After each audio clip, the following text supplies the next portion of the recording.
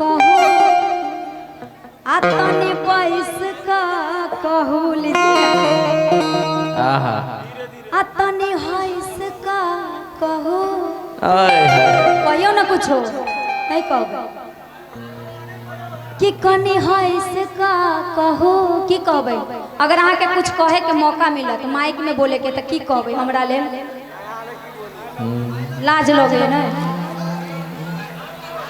की कहबे हमरा ले तो हमरा तरफ से आई लव यू टू। बाप भाई रात नींद कि कनी हैस का कहो अतनी पैस का कहो अतनी पैस का कहो अतनी साइट का कहो कह दो अब बता दिया ना हमरा सब प्रेम करै छी हे यो सजनी जो हमरा सजनी नहीं सजना हाँ सब सजना छी हम सजनी ठीक अभी के लिए कितनी साइट का कहो अतनी हाइट का कहो कह दो अतनी बैठ का कहो क्या बात है अतनी उठ का कहो अब बता दिया नहीं हमरा सब प्रेम करै छी सच में हे यो सजना जो हमारा सब प्रेम करै छी हे यो सजना जो हमारा सब प्रेम करै छी तनी हंस का कहो तनी हंस का कहो तनी हंस का कहो तनी हंस का कहो बता दियो ने हमारा सब प्रेम करै छी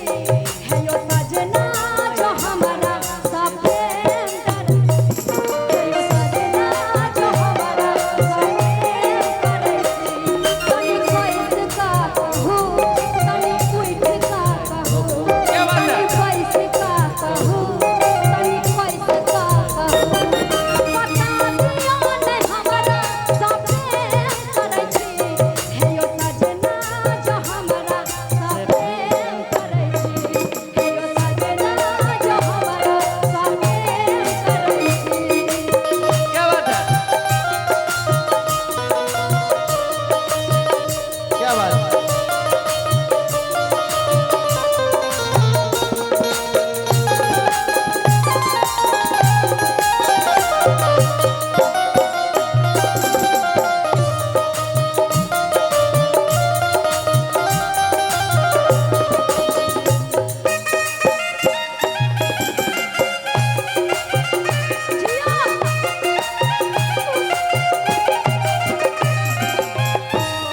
एना करबै त प्रेम कोना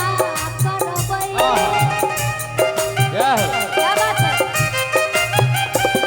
एना करबै त प्रेम कोना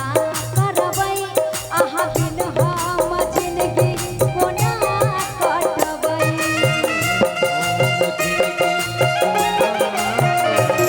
एना करबै त प्रेम कोना करबै अहाँ बिन हम जिंदगी कोना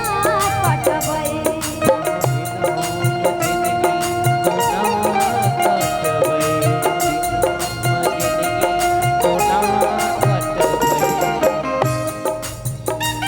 तनी पैस का कहो तनी पैस का कहो क्या बात है तनी हंस का कहो तनी उठ का कहो बता दियो ने दुनिया के किया डरै छी हे यो सजनी जो हमारा सब प्रेम करै छी हे यो सजनी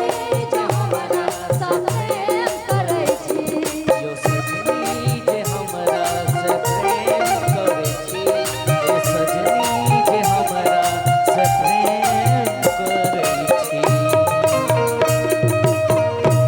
क्या बात आइए छठ गीत फरमाइश है है